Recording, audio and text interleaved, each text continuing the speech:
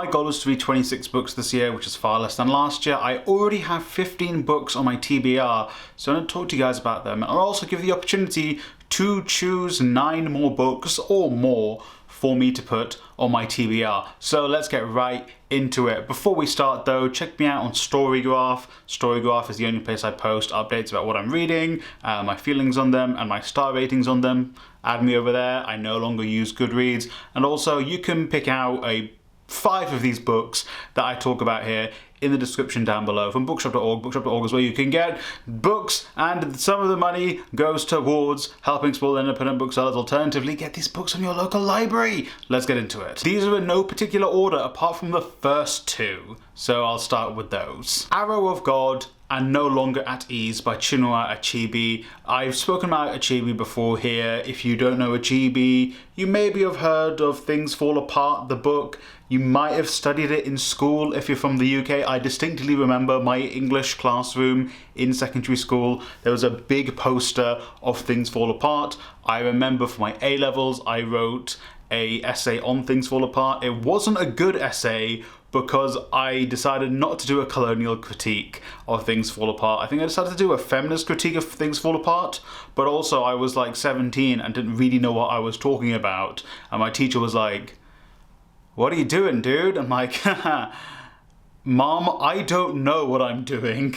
But then, yeah, the other essays were better. Anyway, these 2 books are the next 2 books in the Africa trilogy that Achebe wrote. So these have basically been on my TBR for about 10 years and I've not gotten around to them, so I'm gonna pick them up from somewhere and I'll read them because I like Achebe's writing. I've read a couple of his non-fiction stuff as well, so I should definitely check these out. For the Fighting Spirit of the Walnut, this is by Takeshi Harada. I hope I said that right. I want to read this book because I read The Guest Cat and I adore The Guest Cat. I think I've made a video on it. I'll link it above if I have. I've given so many people The Guest Cat as a present and they've all loved it. So I'll pick up Harada's other book. I don't know what to expect. Again, I probably put this on my TBR when I read The Guest Cat, nearly 8 years ago, probably. But I want to read it anyway. Beauty and Sadness by Kawabata. I'll be honest, I don't know why this is on my TBR. So it's a strange one. It must have been, I have a feeling I was reading a book on a Kindle I used to own and it must have been referenced in that book.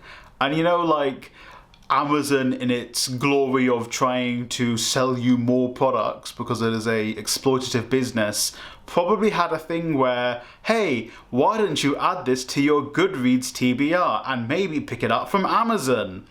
So that's probably why that's there. So I feel like I'm going to read this book because I've been coerced by a mega corporation.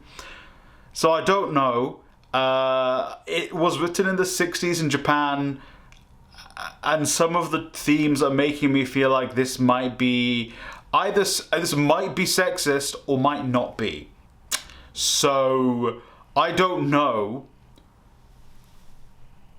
It's there. So this might be one that's like at the bottom of the TBR, and I'll get to it if I get to it. The Goldfinch by Donna Tartt.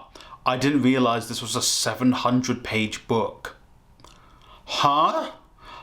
This is on my TBR because when I worked at Waterstones, I sold a bunch of these and people kept coming in to buy it, so that's probably why it's on my TBR. Again, you kind of see the process of my brain when you look at this TBR and you look at the books I read last year.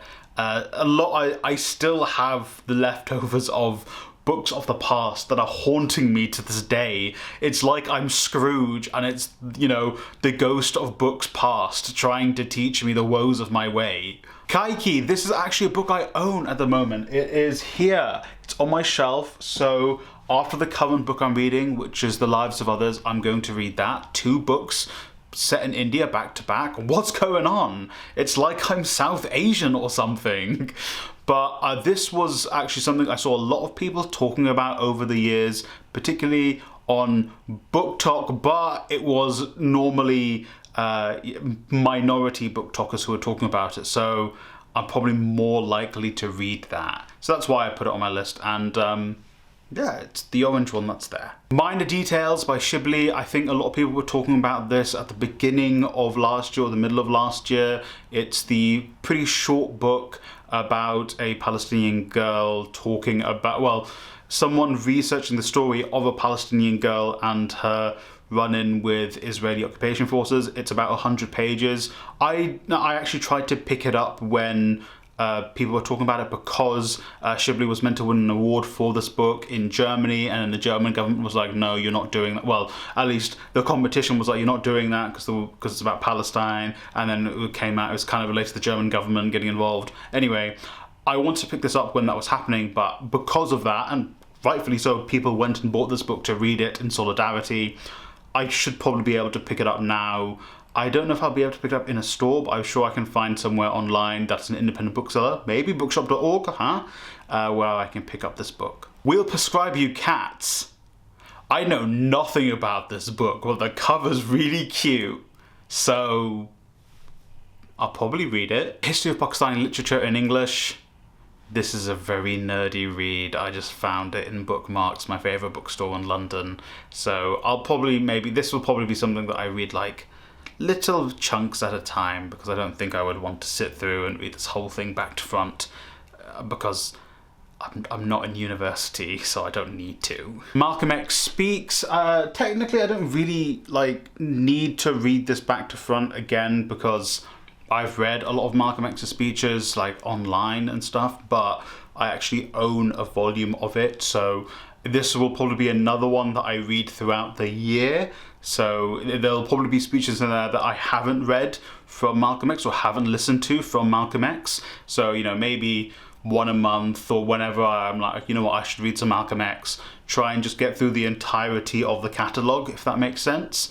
So that's going to be kind of like a continuous thing. I could probably move that into my currently reading now, and just kind of, whenever I'm like, I don't want to read the fiction book I'm reading or something at the moment, I can pick up the Malcolm X and kind of read through that. So that's good thinking, guys. Good thinking. Selected Writing and Speeches of Marcus Garvey. I actually think this one's going to be bumped up towards the top because I have read a few of W.E.B. Du Bois' books, so I think it's only fair that I read a Marcus Garvey book, because they were kind of contemporaries, but contemporaries that were loggerheads, so I want to also read the Marcus Garvey because I've read more Du Bois. I'm going to read this one off my phone because it's so long. Through Our Enemy's Eyes, Osama bin Laden, Radical Islam and the Future of America. I think I own this because I was meant to write a paper on it in school, or at least if you're from the UK, we have something called EPQ, which is it's basically prep for going to university, and you do it in your last 2 years of secondary/high school or college, and you kind of are like, oh, this is me pretending to be a university student. And I think I did mine on Israel and Palestine, and someone recommended I read this book for it, and I never read it because I didn't need it for that paper. I got an A on it, and then I never went to university. Well, I went to film school, I guess, but so I've just kind of owned this. It's just been in my house for, 12 years or something. So maybe I should just read it. I don't even know what to expect from this. Oh, you thought I could forget my favorite girl, Hiromi Kawakami? No, I'm gonna read Dragon Palace this year by Hiromi Kawakami. I didn't even need to look up what this book is about. Do you know why? Because my #1 girl is writing this. I love Hiromi Kawakami. You need to read Hiromi Kawakami, please. Hello, Editor Me here. I realised there's not a lot of non-fiction on this, because I think this is a little bit of an older list. So I will probably be adding non-fiction throughout the year, 1 or 2 here. So I'm trying to keep it 26 books, but it'll probably go slightly over that. But keep giving your suggestions. And the next 4 books were recommended to me by viewers, and they're all fantasy books, so let's get into those. The Empress of Salt and Fortune. I was told if any of the books this particular commenter recommended to me, this is one of the ones I had to read, and it was a very compelling argument, so I'm reading this. Piranesi, also the same thing as before. I was given a very compelling argument to read this, and so I'm going to read it. And also, I think the line the commenter gave me was, it proved that fantasy is literature. And I was like, okay, those are some big words. I mean, I think all literature is literature personally, but you know what they meant when they said that and what people meant when they were saying this. So I'm convinced. I'll be honest, I think I've seen this book before. I think the cover reminded me of another book I've read that I didn't like, and I can't remember the book. And I'm certain it wasn't Susanna Clarke, because I've not read a Susanna Clarke book. I don't remember Susanna Clarke being the name on the cover of the book I didn't like. So, maybe that's why I never picked it up. Who knows? Guards by Terry Pratchett. Terry Pratchett is actually an alumni of the secondary school I went to. Unfortunately, I never got to meet him, but I remember he did come to the school whilst I was studying there and met, I probably think, a bunch of the older kids. It's a shame I never got to meet him. The only Terry Pratchett I've read was Good Omens, and I think because I wasn't the biggest fan of Good Omens, same comment as the last two books was like, hey, maybe give one of these three Terry Pratchett books a go. And then I did a little bit of research, and Guards did seem like one that was a good entry point, and it has dragon on the cover. So that's all I need to know to read a book. So I'm going to read this, and hopefully I get into it, because I want to get into Terry Pratchett. It's just maybe Good Omens wasn't a great place to start with Terry Pratchett. And finally, the 5th season. This book was recommended to me by 2 viewers, so I'm going to pick this up as well. Another fantasy book. I think it's part of a trilogy. So like any of these books where there's a trilogy or a series of them, and I really enjoy the first book, I'll probably add subsequent books onto them. For example, there's probably an Evan Winters book that should be on this TBR. I've just not gotten around to doing that. So, at the moment, I think I'm at 17 books. Like the Malcolm X one I'll read throughout the year, the Pakistani literature one I'll read throughout the year. So then like kind of the order and the reading of the books will probably change up a little bit. But, we'll have to see about that. And now it's your turn to tell me what books I should read to my TBR. Let me know in the comments down below what books I should read this year. Remember, I'm not trying to read too many books this year. So, if you add one, if I don't get to it this year, that's not me saying your book choice sucks. I just might not read it because I'm reading less this year. But I'll still try and add it, especially if it piques my interest. One note, I would like to read at least one book from an author in Central Asia, just for reasons I'll probably tell you later. But at least a book from an author from Central Asia, and maybe Indonesia for other reasons I will probably tell you later. So Indonesia and Central Asia, if you know one book from either, Indonesia's a country, Central Asia's a big place, so that's weird generalizing Central Asia, but if you're Central Asian authors, let me know in the comments down below. But other than that, just authors in general, books you think I'd like. Obviously you kind of know the kind of books I like. Hiromi Kawakami, my favorite author. Getting into sci-fi fantasy, more genre literature recently. Obviously I love my history and politics. I love my discussions of colonialism. I love race relation politics stuff. That sounded weird. Listen. Just listen. I didn't mean it like that. Listen. Okay? But yeah, let me know in the comments down below what books you want me to read this year. I want this to be a little bit more of an interactive year. You guys get involved with what I'm reading, other than all the books that I just mentioned I'm reading because I bought them when I was like 17 years old. God, 17-year-old me is still coming back to haunt me all these years later. Why would I make such bad choices at that age? Who knows?